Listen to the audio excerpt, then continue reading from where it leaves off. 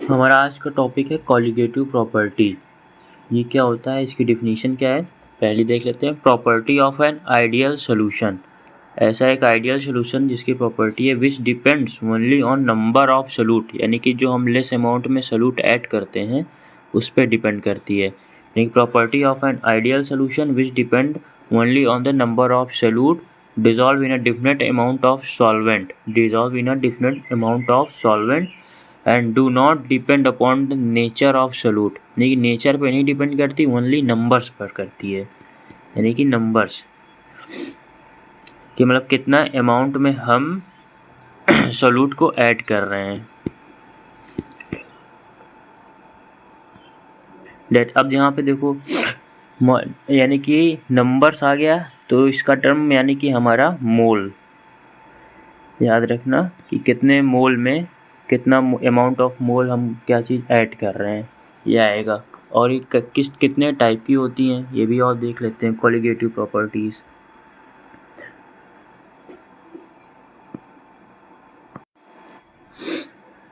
पहली relative lowering in vapour pressure, second हमारी depression in freezing point, third elevation in boiling point. ये देखो osmotic pressure, ये 4 type के हमारे सिलेबस में दिया हुआ है कॉलिगेटिव प्रॉपर्टीज़ जो हैं।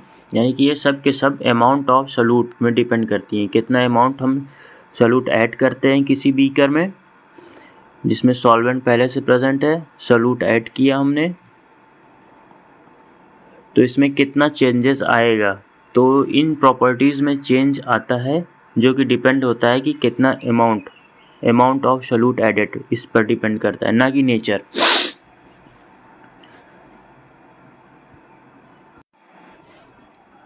देखो relative loading of vapour pressure में हमने जब सॉल्यूट ऐड कर दिया नॉन वोलेटाइल तो होगा क्या, जैसे हमारा यहाँ पे इस बीकर में बीकर 1 जो है हमारा, इस पे देखो कि यहाँ पर पहले सॉल्वेंट के पार्टिकल्स थे जो कि ऑक्यूपाई थे पूरा बीकर में और ये खूब वेपर प्रेशर जनरेट कर रहे थे, यानी कि आसानी से वेपर फॉर्म में निकल रहे थे। तो हमने जब सॉल्यूट ऐड किया, ये ब्लैक कलर वाला शो कर रहे हैं, तो ऐड होने के बाद ये हमारा बीकर 2 जो है इस पर देख सकते हैं हम कि हमारा ये सॉल्वेंट के पार्टिकल्स थे, ये ब्लैक वाले सॉल्यूट हैं, तो इन्होंने ऑक्यूपाई कर लिया जाएगा। तो अब यहाँ पे देखो वेपर प्रेशर कम जनरेट हो रहा है क्योंकि ये नॉन वोलाटाइल हैं, ब्लैक कलर से जो हमने रिप्रेजेंट किया है ये नॉन वोलाटाइल हैं, तो ये ऊपर वेपर प्रेशर जनरेट नहीं करेंगे।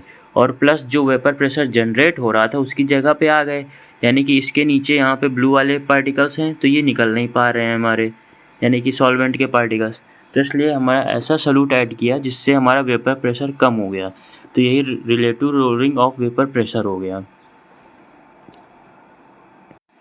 और ये हमारी डिपेंड की है किस में, कि कितना अमाउंट ऑफ सॉल्यूट हमने ऐड किया है, सॉल्यूट के अमाउंट में कितना अमाउंट में ज़्यादा ऐड करेंगे तो ज़्यादा आ जाएगा, तो और कम वेपर प्रेशर जनरेट होगा। जैसे कि यहाँ पर भी ऑक्यूपाई कर लिए ऐसे ऐसे, तो ये वाली वेपर प्रेशर हमें नहीं मिलने वाली है, यानी कि और कम वेपर प्रेशर जनरेट हो जाएगा। इसलिए जितना ज़्यादा हम सॉल्यूट को डालेंगे उतना कम हमारा वेपर प्रेशर होता जाएगा, इसीलिए इसका नाम दिया गया relative lowering of vapour pressure.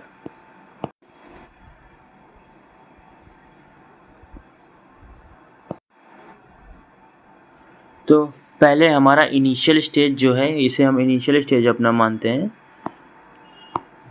तो यहाँ पर हमारा P0 वेपर प्रेशर जनरेट हो रहा था जब हमने सॉल्यूट ऐड नहीं किया था, और जब हमने सॉल्यूट ऐड कर दिया नॉन वोलाटाइल तो हमारा वेपर प्रेशर जो P0 था वो कम जनरेट होगा, यानी कि इसमें हमें डिडक्शन करना पड़ेगा PS, यानी कि फाइनल वेपर प्रेशर। ये इनिशियल था, ये फाइनल है, फाइनल हमारा कम है, ये देखो P0 माइनस PS, ये हमारा लोअरिंग ऑफ वेपर प्रेशर हो जाएगा, LOWERING, lowering of vapour pressure. ठीक है, यानी कि देखो ये जो हम माइनस करते हैं, सब्ट्रैक्ट करते हैं, याद रखने के लिए, याद रखना आगे आएंगे हम depression in freezing point, elevation in boiling point, उनमें भी ऐसे ही सिमिलर फार्मूला लगेगा हमारा, तो उसमें हल्का सा एक डिफरेंस रहेगा, उसी के लिए मैं बता रहा हूँ। यहाँ पे देखो P0 इनिशियल हमारा अमाउंट वेपर प्रेशर का ज़्यादा था, तो इसको यानी कि ये बड़ी क्वांटिटी हुई, अमाउंट इसका ज़्यादा है, और PS जो फाइनल वेपर प्रेशर है वो कम है, कम अमाउंट में है, यानी कि लेस है, तो हमें मोर माइनस लेस, यानी कि टोटल जो हमारा आना चाहिए वो पॉजिटिव में आना चाहिए। फाइनल आंसर इसकी ये जो रिलेटिव लोअरिंग की वेपर प्रेशर की है वैल्यू इसे, तो इसलिए हम P not minus P S किया हमने। तो ये लोअरिंग ऑफ वेपर प्रेशर हो गया। अब relative lowering of vapour pressure क्या है? रिलेटिव यानी कि P not minus P S upon P not, ये हमारा relative lowering of vapour pressure हो जाएगा। ये सिर्फ लोअरिंग ऑफ वेपर प्रेशर है, याद रखना, P not minus P S, और हम अगर इसको पी नॉट से जब डिवाइड करते हैं रिलेटिव हो जाता है, यानी कि विद रिस्पेक्ट टू दिस निकल रहा है। तो हमारा इसका फार्मूला क्या हो जाएगा relative lowering of vapour pressure का?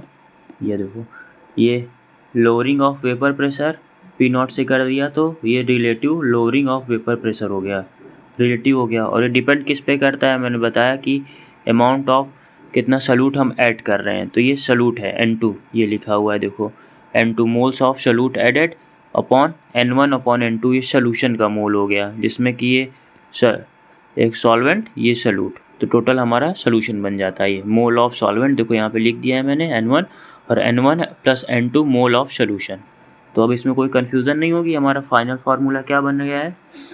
P not minus P S, lowering of vapour pressure है ये रिलेटिव लोअरिंग हो गया, पी नॉट हो गया, डिपेंड किस पे करता है? मोल्स ऑफ सल्यूट पे अपॉन N1 प्लस N2, यानी कि सोल्यूशन का मोल। ये भी रिलेटिव, ये भी रिलेटिव, ठीक है, रिलेट हो गया दोनों से।